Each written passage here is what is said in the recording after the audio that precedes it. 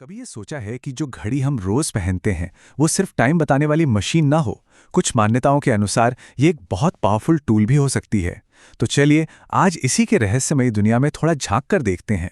कलाई घड़ी समय को मेरे पक्ष में लाने का एक साधन है।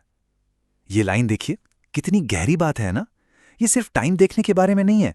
ये तो टाइम को अपने फेवर में करने की बात हो गई। और ये भी कहा जाता है कि हम जो घड़ी चुनते हैं ना, वो असल में हमारे मन की बात बताती है, हमारे सबकॉन्शियस माइंड को दिखाती है। और सबसे मज़ेदार बात पता है क्या है?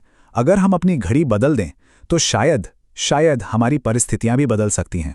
तो सवाल ये है कि एक शक्तिशाली घड़ी चुने तो चुने कैसे।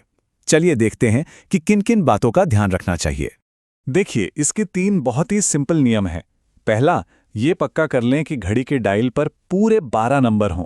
दूसरा, घड़ी में घंटे, मिनट और सेकंड यानी तीनों सुइयां होनी चाहिए। और तीसरा, अगर शुरुआत कर रहे हैं तो सबसे बेस्ट है कि घड़ी का पट्टा मेटल का हो। अब इस 12 नंबर पर इतना जोर क्यों दिया जा रहा है?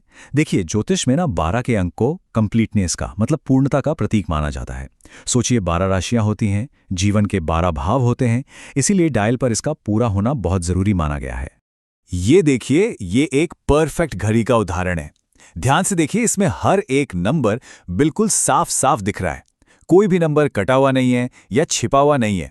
ऐसी मान्यता है कि इससे जो पॉजिटिव एनर्जी है ना, वो बिना रुके बहती रहती है। यहां पर सिर्फ 12 ही नहीं, हर नंबर का अपना एक मतलब है।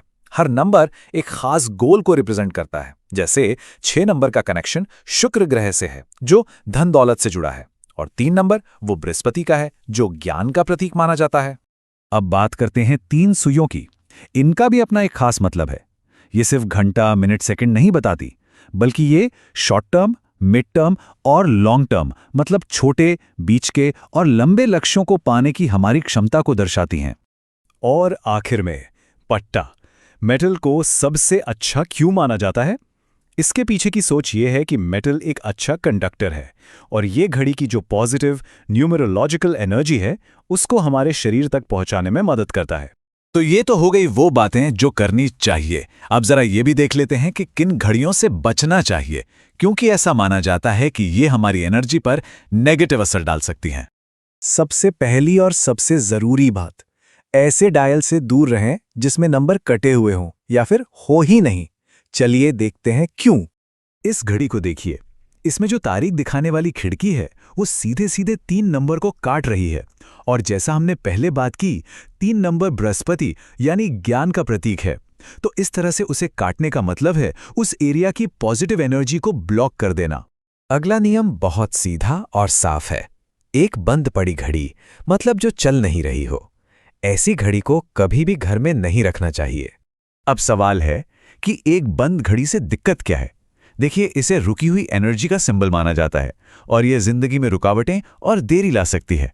तो इसका सल्यूशन क्या है? बहुत सिंपल है। या तो इसे ठीक करवाइए, या बेच दीजिए, या फिर घर से हटा ही दीजिए। चलिए अब एक बहुत ही खास नियम की बात करते हैं, और ये नियम जुड़ा है घड़ियों को गिफ्ट देने और लेने से। माना जाता है कि घड़ी को तोहफे के तौर पर देना या लेना दोनों ही ठीक नहीं है। इसके पीछे एक बड़ी दिलचस्प वजह है।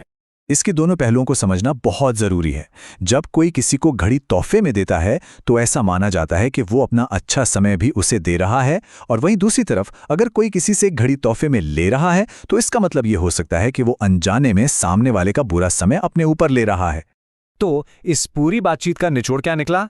चलिए, जो मेन पॉइंट्स हैं उन्हें एक बार फटाफट से दोहरा लेते हैं। तो कुल मिलाकर बात यह है कि हमारी कलाई घड़ी हमारे भाग्य पर असर डाल सकती है।